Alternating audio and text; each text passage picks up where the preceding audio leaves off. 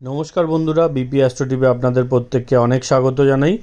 मिथुन राशिर जातक जातिकादेर जन्य अक्टोबर 2024 गोटा मासटी केमन जेते चलेछे तार एकटा ओभारअल आइडिया आपनारा एई भिडियोर माध्यमे पेये जाबेन। तबे एई समय आकाशे ग्रहेर जे अवस्थान आछे एबं जे ग्रहेर परिवर्तन होबे एई मासगुलो सेटा एकटु आपनादेर जेने नेওয়া दरकार।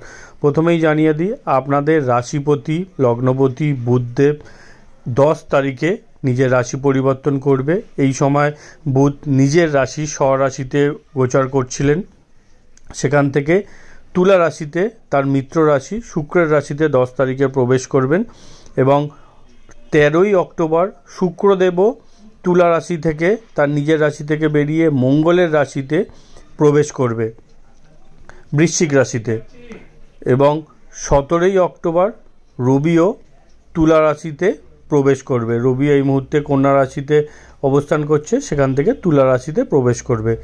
মাসের শেষে 20 অক্টোবর মঙ্গলও মিথুন রাশি থেকে বেরিয়ে কর্কট রাশিতে প্রবেশ করবে। মঙ্গলের মেন রেজাল্ট আপনারা এই মাসে অতটা লক্ষ্য করতে পারবেন না, সেটা নেক্সট মান্থে আপনারা বেশি রেজাল্ট লক্ষ্য করতে পারবেন। তো ওভারঅল এই গ্রহের পরিবর্তন এই মাসে হচ্ছে, যার পরিপ্রেক্ষিতে আমরা এই মাসিক রাশিফলটি নির্ণয় করেছি।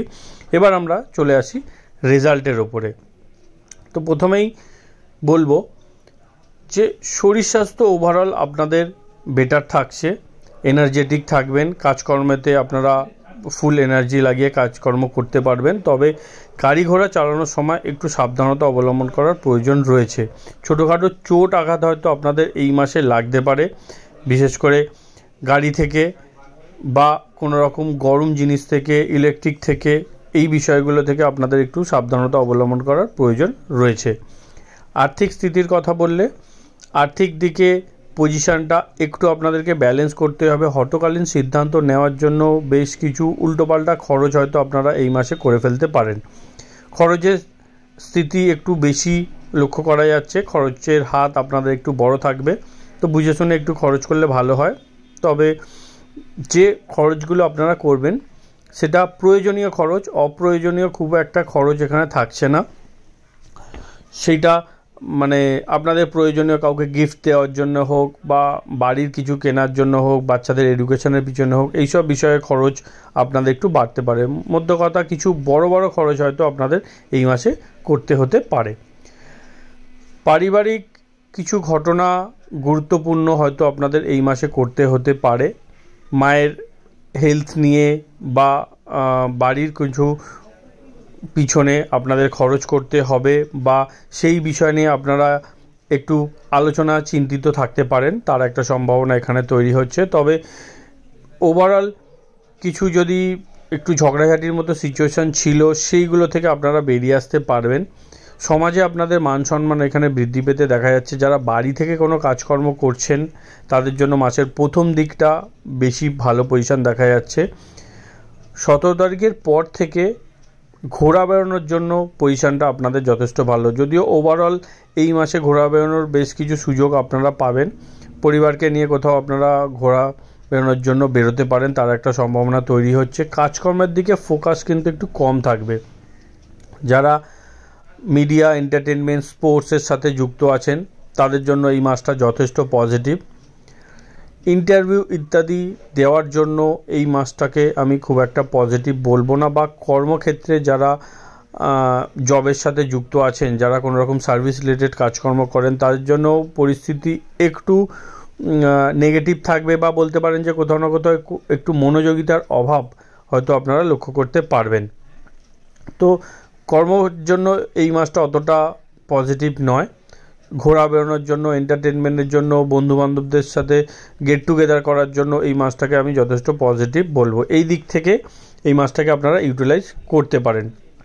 জবের ক্ষেত্রে কিছু সমস্যা আপনারা 20 তারিখের পরে ফেস করবেন, কারণ আপনাদের ষষ্ঠপতি মঙ্গল কিন্তু নিচস্থ হয়ে যাবে 20 তারিখের পর, আপনাদের সেকেন্ড হাউসে চলে আসবে। এই সময়টা জব রিলেটেড কিছু ইস্যু এখানে তৈরি হতে পারে। বসের সাথে কোনোভাবে তর্ক বিতর্ক বা কোনো অফিস কালিগসদের সাথে একটু ঝগড়াঝাটির মতো স্থিতিও এখানে তৈরি হতে পারে, আপনাদের একটু বুঝে শুনে হ্যান্ডেল করতে হবে। মঙ্গল নিচস্থ, সাথে রাহুর দৃষ্টিও এখানে পড়ছে, তো আপনাদেরকে বলবো একটু পার্টি পলিটিক্স, পিএনপিসি এইগুলোর থেকেও আপনাদেরকে সতর্ক থাকতে হবে। কেউ আপনার ব্যাপারে একটু চুগলি করতে পারে, আপনার পিছনে লাগতে পারে, তারও একটা সম্ভাবনা তৈরি হচ্ছে। এই বিষয়গুলোকে যতটা পারবেন আপনারা কেয়ারফুলি হ্যান্ডেল করার চেষ্টা করবেন।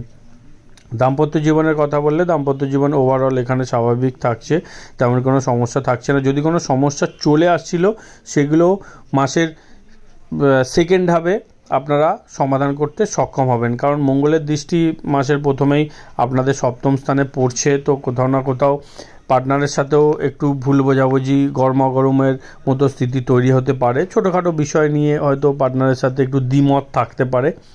সেই বিষয়গুলো মাসের শেষের দিকে আস্তে আস্তে আপনারা ব্যালেন্স করে উঠতে সক্ষম হবেন। ব্যবসা বাণিজ্যের স্থিতি স্বাভাবিক থাকছে। ব্যবসা বাণিজ্যর জন্য কোনো বড় প্ল্যানিং হয়তো আপনারা এই সময় করতে পারেন, তার একটা সম্ভাবনা তৈরি হচ্ছে, বা কোনো বড় ইনভেস্টমেন্ট করবেন সেইরকম একটা স্থিতি আপনাদের কাছে আসতে পারে। ব্যবসা বাণিজ্য বড় করার জন্য প্ল্যানিং করা যেতে পারে, সেই দিক থেকে আপনারা পজিটিভ রেজাল্টই লক্ষ্য করতে পারবেন। তবে ইনভেস্ট করার জন্য আরও 3 মাস যদি আপনারা ওয়েট করে যান সেটা আপনাদের জন্য বেশি ভালো হবে। ওভারঅল ব্যবসার স্থিতি এখানে আপনাদের জন্য পজিটিভই থাকছে। মিথুন রাশি লগ্নের জাতক জাতিকাদের জন্য আধ্যাত্মিক রুচি এখানে বাড়তে দেখা যাচ্ছে। এখানে শনি ও বৃহস্পতির একটা কানেকশন তৈরি হচ্ছে, আধ্যাত্মিক বিষয়ে আপনাদের একটু রুচি বৃদ্ধি পাবে। সাথেই যারা দূর ভ্রমণের প্ল্যানিং করছেন, বিদেশ যাত্রার প্ল্যানিং করছেন, তাদের জন্যও কিন্তু এই মাসটা যথেষ্ট পজিটিভ লক্ষ্য করা যাচ্ছে। আপনারা সফলতা পাবেন প্ল্যানিং করলে, সেই দিক থেকে কোনো রকম সমস্যা থাকছে না। দূর ভ্রমণের সম্ভাবনা পুরোপুরি এই মাসটা লক্ষ্য করা যাচ্ছে।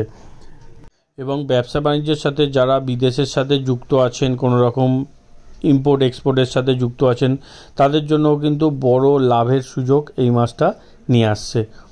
তো বন্ধুরা, এই ছিল মিথুন রাশি লগ্নের জাতক জাতিকাদের জন্য অক্টোবর 2024-এর মাসিক রাশিফল। ভিডিওটি যদি ভালো লাগে একটু লাইক করে দেবেন। ধন্যবাদ, সঙ্গে থাকবেন।